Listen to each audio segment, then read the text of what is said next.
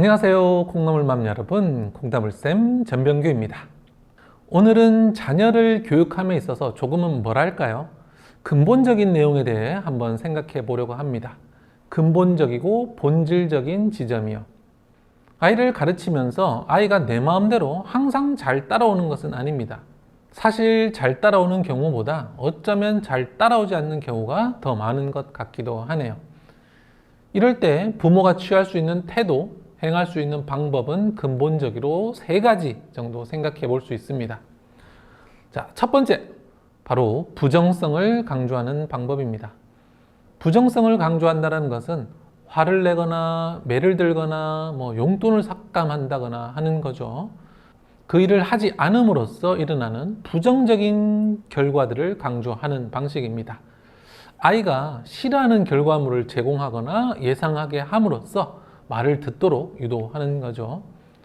자, 두 번째는요, 반대로 긍정성을 강조하는 방법입니다. 긍정성을 강조한다는 것은 칭찬을 하거나 상을 주거나 하는 방식입니다. 또 그 일을 함으로써 얻게 되는 긍정적인 결과들을 강조하는 것이기도 하고요. 아이가 좋아하는 결과물을 제공하거나 기대하게 함으로써 원하는 방향으로 행동하도록 유도하는 거죠. 자, 마지막 3번째는 방관입니다. 부정성도 긍정성도 강조하지 않으면서 그냥 지시만 하고요. 이를 이행하지 않아도 그냥 내버려 둘 수 있습니다. 자, 이 3가지 방법 중에 무엇을 써야 한다고 생각하시나요? 부정성의 방법? 긍정성의 방법? 아니면 방관? 네, 정답은요. 네. 아마 많은 분들이 긍정성의 방법이라고 답하셨을 텐데요. 아닙니다. 정답은 이 3가지 방법을 모두 상황에 맞게 사용해야 한다는 것입니다. 어느 한 가지 방법으로는 부족하고요. 상황에 맞게 써야 한다는 거죠. 자, 그러면 이 3가지 방법은 어떻게 적절하게 사용할 수 있을까요? 먼저 가장 기본적인 태도와 방법을 결정해야 되는데요. 그것은 긍정성입니다. 부모는 기본적으로 평상시에 매 순간 긍정성의 방법으로 아이를 대해야 됩니다. 그것은 왜 그럴까요? 부모가 아이에게 바라는 것은 긍정적인 행동을 지금 이 순간 딱 한 번 하라고 하는 게 아니죠. 그런 행동들을 오랫동안 지속하기를 바랄 겁니다. 짧게는 몇 주에서 몇 개월, 혹은 몇 년에서 길게는 평생에 걸쳐 지속하기를 바라는 그런 행동들을 우리는 가르칩니다. 그런데 이렇게 최소 몇 주에서 길게는 평생을 어떤 행동을 지속하기 위해서는 반드시 자발성이 필요합니다. 자발성이란 남이 시키지 않아도 스스로 하는 거죠. 네, 부모님이 바라는 아이, 바로 자발적 아이 아니겠습니까? 말하지 않아도 스스로 양치하고, 말하지 않아도 스스로 공부하고, 말하지 않아도 스스로 골고루 먹는 그런 아이예요. 자발성이 없다면 스스로 하지 않기 때문에 부모가 볼 때만 합니다. 그리고 어떤 행동을 하는데도 부모와 많은 갈등이 필요하겠죠. 이렇게 갈등이 반복되고 길어지기 때문에 우리가 사실 늘 아이와 다투고 좀 스트레스 받는 거고요. 자녀 교육이 그래서 힘든 거 아니겠습니까? 그래서 이 힘들고 갈등이 반복되는 상황을 벗어나려면 반드시 그 행동에 대한 자발성을 이끌어내야 돼요. 그러지 않으면 계속 반복돼서 갈등이 끝이 나지를 않습니다. 자, 그렇다면 자발성은 어떻게 이끌어낼 수 있는가? 자발성은 긍정성을 통해서, 긍정적인 측면을 통해서 가장 발휘가 잘 됩니다. 사람은 사랑, 행복, 희망, 우정, 용기, 성장, 웃음, 가능성, 이런 긍정적인 측면을 좋아하죠. 이런 긍정적인 요소들은 사람들을 기분 좋게 해서요, 그 일을 다시 찾게 만듭니다. 그리고 좋은 기분은 다시 에너지를 생산해내는 힘이 있고요. 그래서 무언가를 계속 지속하게 만들어줍니다. 그렇기 때문에 자녀 교육은 사랑, 행복, 희망, 우정, 용기, 성장, 웃음, 가능성, 이런 긍정성의 바탕을 두어야 합니다. 자, 그런데 현실은 드라마와는 조금 다르죠. 이렇게 긍정성으로 아이가 환해졌다, 이렇게 예쁜 이야기로 끝나지가 않습니다. 조금 더 복잡합니다. 긍정성만으로는 원하는 만큼 이끌어내기가 어려워요. 예를 들어 이런 거죠. 협동이 경쟁보다는 더 긍정적인 요소입니다. 경쟁은 패배에 대한 두려움과 타인에 대한 공격성을 포함하고 있기 때문에 아무래도 협동보다 좀 더 부정적인 요소죠. 하지만 경쟁을 부정적인 것이라고 단정 내리고 없애버리면 안 됩니다. 왜냐하면요, 사람의 뜨거운 열정이라는 것은 바로 주로 경쟁에서 나오거든요. 뜨거운 열정, 그리고 빠른 반응, 적극적인 움직임, 절박함, 대부분 부정적인 것에서 옵니다. 사람은 사랑이나 행복이나 희망이나 우정 때문에 막 뜨거워서 빠르게 막 적극적이고 절박하지를 않아요.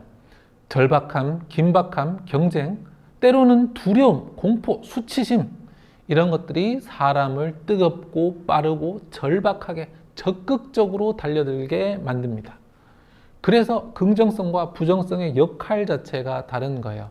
긍정성은 에너지를 계속해서 생산하는 역할을 합니다.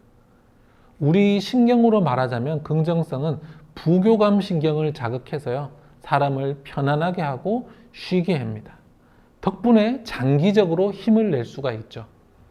반면 부정성은 더 적극적이고 빠르게 움직이게 합니다. 우리 신경에서 교감신경을 자극하거든요. 빠르게 움직이고 반응하고 적극적으로 움직이게 하는 그런 단기적인 힘을 내주는 겁니다. 그래서 이 둘을 병행해야 하는 거예요. 장기적으로 힘을 내기 위해서는 긍정성을 이용해야 하고요. 좀 더 강력한 힘을 내기 위해서 부정성을 이용해야 합니다. 이 둘을 잘 조합하는 방법은 다음과 같습니다. 우선 평소에는 늘 긍정성을 이용하셔야 합니다.